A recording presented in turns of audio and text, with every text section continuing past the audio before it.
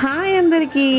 ఈరోజు స్పెషల్ ఏంటంటే చికెన్ పకోడీ చేశాను. చికెన్ పకోడీ చేసేటప్పుడు ఎప్పుడు నేను ట్రై చేసినా కూడా వాటర్ కొంచెం ఉంటుండగా అన్నీ వేయడం వల్ల చికెన్ వేరేగా, అలాగే దానిపైన లేయర్ అంతా ఈ శనగపిండి అంతా వేరేగా అలా వచ్చేసింది.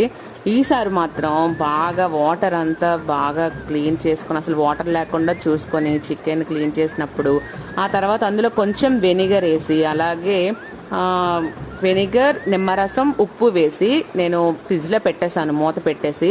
ఆ తర్వాత ఈవినింగ్ బయటికి తీసి అన్ని ఐటమ్స్, అలాగే ఉప్పు, కారం, పసుపు, గరం మసాలా, శనగపిండి, కార్న్ ఫ్లోర్, కరివేపాకు, ఇంకా అల్లం వెల్లుల్లి పేస్ట్, పచ్చిమిర్చి అన్నీ వేసేసి చక్కగా ఫ్రై చేస్తే చాలా సాఫ్ట్గా, చాలా చక్కగా వచ్చిందని ద బెస్ట్ అని చెప్పాలి. మా నీతు అయితే ఎలా తింటుందో మీరే చూసారు కదా.